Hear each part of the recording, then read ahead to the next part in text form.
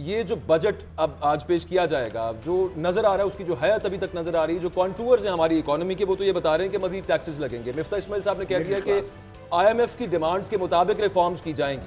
तो आगे आपको क्या नजर आ रहा है? सब्सिडीज जो उठानी है वो सिर्फ आम बंदे से, मेरे से, हम लोगों से उठेंगी, और मेजर सब्सिडीज जो मिल रही है यहाँ पे खासतौर पर टेक्सटाइल सेक्टर के अंदर या बड़े बिजनेसमैन। मैं एक इजाफा भी करना चाहूंगी। मैं कुछ दिन पहले पेपर ही देख रही थी तो गुज़िश्ता हुकूमत ने 52 खरब रुपए की टैक्स रियायतें मालदारों को दी हैं गुज़िश्ता पौने 4 और आने वाले भी देंगे। हमेशा यही तो शब्बर साहब जरा हमें बताइएगा कि कोई हम इससे निकल भी सके कभी, या कभी भी नहीं निकल पाएंगे? आप जो फिगर्स कोट करते रहते हैं 52 खरब का दिया, तो मेरा मकसद ये कि हमें थोड़ा सा रियलिटी चेक करना चाहिए। जो पाकिस्तान का और GDP ग्रोथ भी आप याद रखें कि GDP ग्रोथ भी कोई टेस्ट नहीं होता किसी भी कंट्री के अल्टीमेट फ्यूचर का। जो आपने कहा ना कि जो गवर्नमेंट गई थी वो 18 में GDP ग्रोथ था उसका 6%, तो ये भी याद रखें कि जो 2018 था उसमें करंट अकाउंट डेफिसिट $18 बिलियन था, जो पाकिस्तान की तारीख का सबसे ज्यादा करंट अकाउंट डेफिसिट था, और कंट्री उस वक्त वर्चुअली बैंकरप्ट था। तो ये हम गलत बात कर रहे हैं। तो आखिरी बात जो मैं कहना चाहता हूँ, जो सबको समझ आनी चाहिए कि जो पाकिस्तान की मईशत की मारूजी हालत है इस वक्त, और ये आज से नहीं है, तकरीबन कोई आप समझें कि तकरीबन 20-22 साल से ये है, उसमें पाकिस्तान की मईशत में आप कोई बुनियादी तब्दीली पॉजिटिव नहीं ला सके हैं। और पाकिस्तान की मईशत एक बड़े एक तनज़्ज़ुल की तरफ जा रही है, और वो अल्टीमेटली आपकी 2021 में आके 22 में आके वो बिल्कुल वाज़ेह हो चुका है कि पाकिस्तान को अब अगर डिफ़ॉल्ट से बचाना है तो हमें IMF की सर्टिफिकेशन चाहिए, और IMF की सर्टिफिकेशन के लिए जो चीज़ें रिक्वायर्ड हैं वो करनी पड़ेंगी।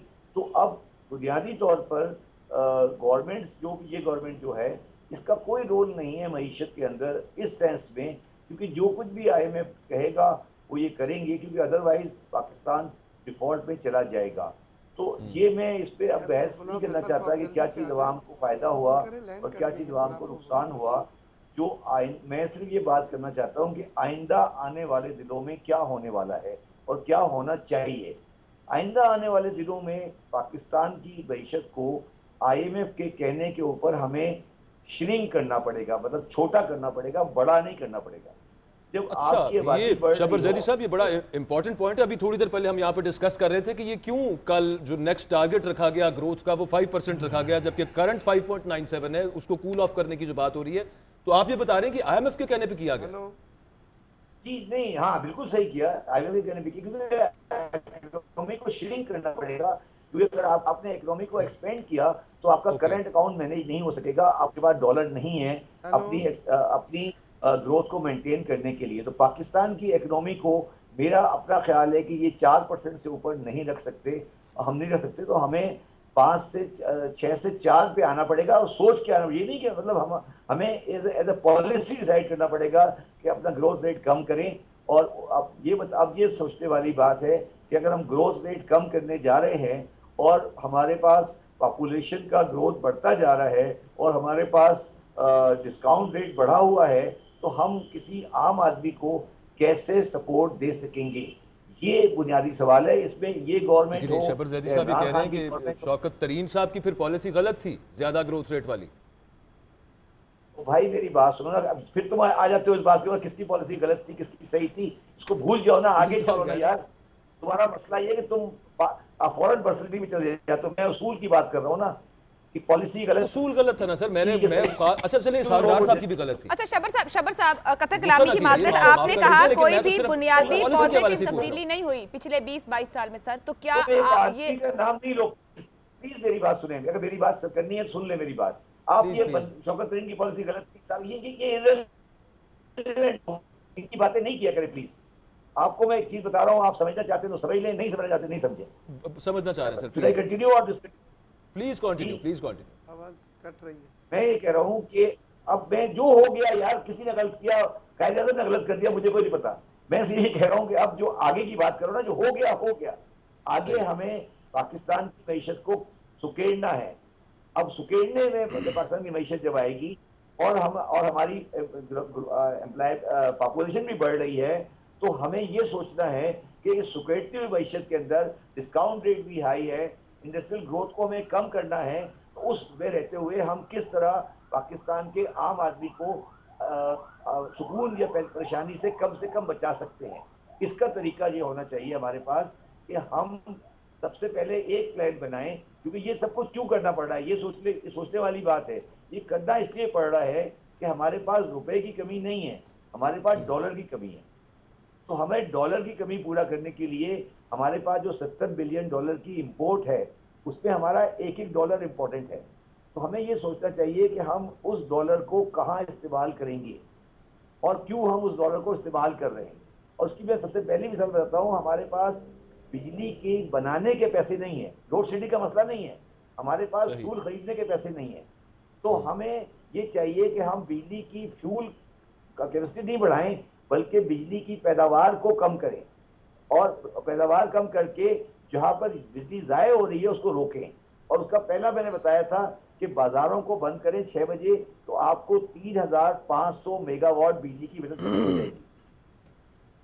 मैं अगर यहाँ पे आपसे दूसरी बात साहब एक सवाल जहन में उठा है, वो ये है कि अगर बिजली की पैदावार कम करेंगे तो जो हम ऑलरेडी मुआहदे करके कैपेसिटी चार्जेस पे करने होते हैं वो कहाँ से पे करेंगे आप, अगर अपनी फुल मैक्सिमम पोटेंशियल पे नहीं चलेंगे कारखाने?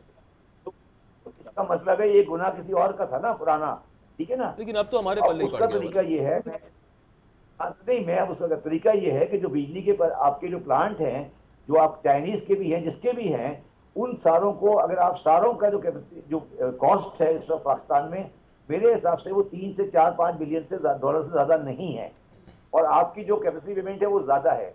तो इसके लिए इसका तरीका यह है कि आप एक एनर्जी का फंड बाहर रिलीज करें और इन सारे प्लांटों को इंक्लूडिंग चाइनीज प्लांट खरीद लें, तो फिर आपको उनकी कैपेसिटी पेमेंट डॉलर में नहीं करनी पड़ेगी। आप समझे मैं क्या कह रहा हूँ? ये जो आपने पावर प्लांट लगाए हुए हैं, ये पावर प्लांट नहीं है, ये एक्चुअली गवर्नमेंट के डेट है। जो आपने चाइनीज पावर प्लांट लगाए हुए हैं ये प्लांट नहीं है, ये समझ लें आपने कर्जा लिया हुआ है। तो कर्जे को उतारने के लिए बेहतर तरीका है पावर प्लांट को बाय किया जाए पाकिस्तान के और इन सबको फारिग करें। आप समझेंगे क्या? जी आप ठीक कह रहे हैं, लेकिन वो जो हुकूमत कल इकोनॉमिक सर्वे पेश कर रहे थे तो उनका ही बड़ा तजाद था। वहाँ पे खुरम दस्तगीर साहब कुछ बात कर रहे थे, मिफ्ता साहब कुछ बात कर रहे थे, एहसन इकबाल साहब कुछ बात कर रहे थे, एग्जैक्टली यही बात कर रहे थे। जैसे शबर साहब कह रहे हैं कि वहाँ से फुकेड़ा जाए, वो कह रहे थे बढ़ाया जाए। मेरी बात सुनो तो यार, मेरी वैल्यू को इन लोगों से, मेरी बात को इनसे कंपेयर करके मेरी वैल्यू को क्यों कम करें? मैं उनको सीरियसली लेता ना, आप उनको सीरियस क्यों ले रहे हो?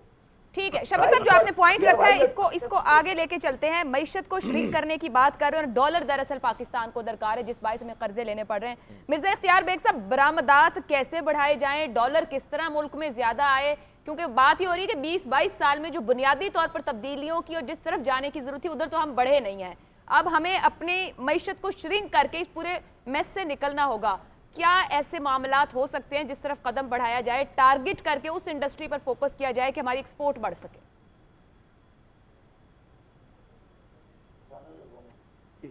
बहुत अच्छा सवाल है। देखिए जी, अभी तक जो पिछले साल की परफॉर्मेंस हम और आप डिस्कस कर रहे हैं वो इम्पोर्ट लेड ग्रोथ के ऊपर हम बड़ी फखरिया बातें कर रहे हैं।